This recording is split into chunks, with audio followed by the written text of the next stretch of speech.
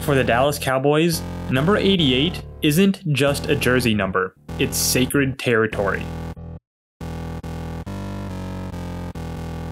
When you put on that number in Dallas, it comes with certain expectations.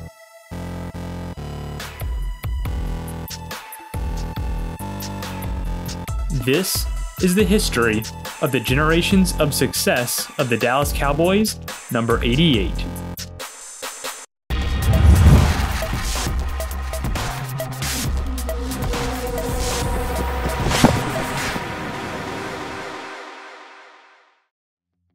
We begin today's video with the Hall of Fame member. I wasn't joking around when I said that the number 88 comes with certain expectations in Dallas.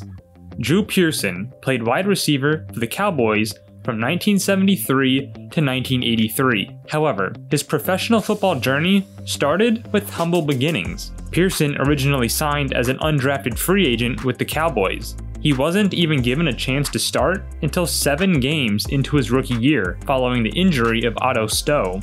The next 9 seasons after that, well, he never looked back. He became the starter in his second year and immediately led the team with 62 catches, 1,087 yards, and 2 touchdowns, leading him to first-team All-Pro honors and a Pro Bowl appearance. I reiterate, all of that happened in just his second year after going undrafted. He continued to stack solid season after solid season, putting up good numbers considering the era of football that he was playing in. He made back-to-back first-team All-Pro honors and Pro Bowls in the 1976 and 1977 seasons. In 1979, he would eclipse the 1,000-yard mark again and help form the first set of triplets of the Cowboys with fellow 1,000-yard receiver Tony Hill and 1,000-yard rusher Tony Dorsett. That was the first time in NFL history a team had both an 1,000-yard receiver and an 1,000-yard rusher. During his time in the Cowboys, he made 3 Super Bowl appearances, with the team winning it all in 1978. Pearson earned the nickname Mr. Clutch during his NFL career for always seeming to make the big play when they needed it most. The most famous coming in the 1975 playoffs, in which Pearson caught what would be known as the Hail Mary throw from Roger Staubach to win the game. Drew Pearson's career came to an end in 1984 after an unfortunate car accident left him with a career-ending liver injury. But by this point in time, the Super Bowl champion, 3-time first-team All-Pro, and 3-time Pro Bowler, and, at the time, the Cowboys' all-time leader in receiving yards, was already good enough to earn Hall of Fame honors. He finished with 489 receptions, 7,822 receiving yards, and 48 touchdowns. We follow Drew Pearson with our next member of the 88 Club, Hall of Fame member Michael Irvin. You heard that right. We start this list off with 2 straight NFL Hall of Fame members. With that being said, Irvin began his 12 seasons in Dallas in 1988 when he was drafted 11th overall in the draft. Irvin was the last first pick of the Tom Landry era. The next coach to take over the Cowboys was Jimmy Johnson, who happened to be Irvin's coach while Irvin played in college. But Irvin's career got off to a slow start, including tearing his ACL in just his second year, which caused him to miss not just the second year but also some of his third season, which means it wasn't until year 4 of Irvin's career in 1991 that he finally got to play a full season. And boy, was he hungry for it.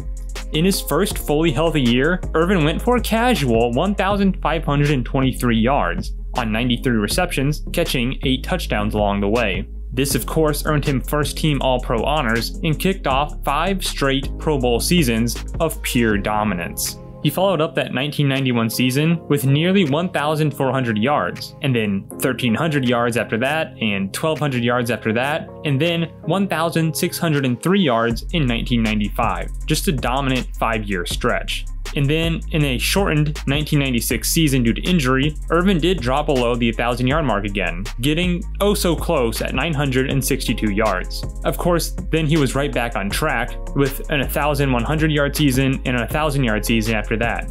Along the way, Irvin was a part of all 3 of the Cowboys Super Bowl victories of the 1990s, those coming back-to-back in 1992 and 1993, then again in 1995. And the Cowboys did reach the Super Bowl in 1994 as well, but they did ultimately lose to the 49ers. Irvin's stellar career was unfortunately brought to an early end due to injury. In Week 5 of the 1999 season, Irvin sustained a spinal injury following a scary tackle against the Eagles, in which he had to leave the game on a stretcher. Irvin ended his Hall of Fame caliber career as the Cowboys' all-time leader in receiving yards at the time, on 750 receptions, to go along with the 65 touchdown catches. Our third receiver to don the number 88 for the Cowboys is Dez Bryant. While not a Hall of Fame member like Pearson and Irvin before him, Dez was still a dominant playmaker for the Cowboys in his prime. Bryant was drafted to the Cowboys in the 2010 season with the 24th pick of the first round. Bryant's impressive rookie season would end after suffering a fractured ankle that left him on injured reserve. However, Bryant became a starter in his second year and took over as a dynamic X-receiver and red zone threat for the Cowboys. His most dominant stretch came between 2012 and 2014, in which he had 1,382 yards, 1,233 yards, and a 1,320-yard season. But equally impressive were his receiving touchdown stats. He had 12, 13, and then a crazy good 16 touchdown catches in 2014. That 2014 season, he also made first-team All-Pro honors and made his second consecutive Pro Bowl. Bryant only played a total of 8 seasons on the Cowboys, with some of those being plagued by injuries, but that still didn't stop him from becoming the Cowboys' all-time leader in receiving touchdowns that stands to this day. He finished his career in Dallas with 7,459 receiving yards, 531 receptions, and the franchise-leading 73 touchdowns.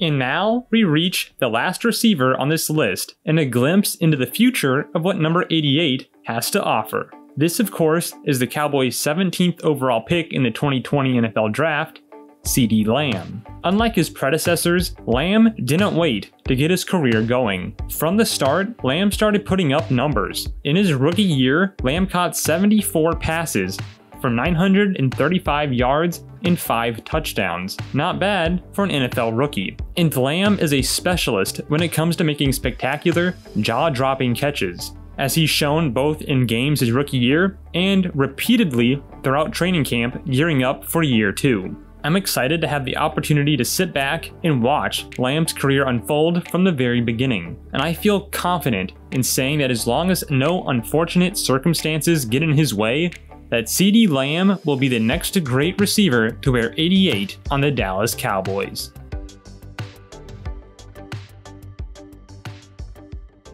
Now, before I end this video, I wanted to do a super quick shout out to the other players who've worn the legendary 88 and who were maybe not so legendary. In fact, the earliest player to wear 88 on the Cowboys came in 1965, and that was punter and kicker Colin Ridgway. He was born in Australia and only played in 3 games in 1965, making 13 punts.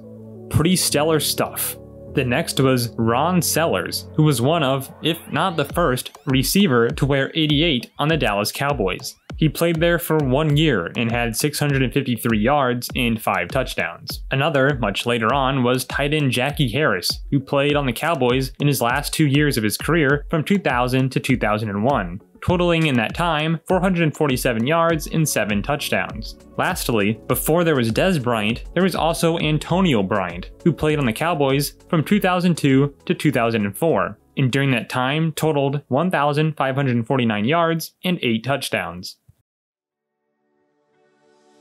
And with that, that concludes the history of the jersey number 88 on the Dallas Cowboys. For some teams, it's only a number, but for the Cowboys, it represents something greater. Those who wear it must fill the shoes and continue to walk the path of greatness that those took before them. We looked at its earliest Hall of Fame success, Drew Pearson and then Michael Irvin, and later on Dez Bryant, and a glimpse into the future with CeeDee Lamb.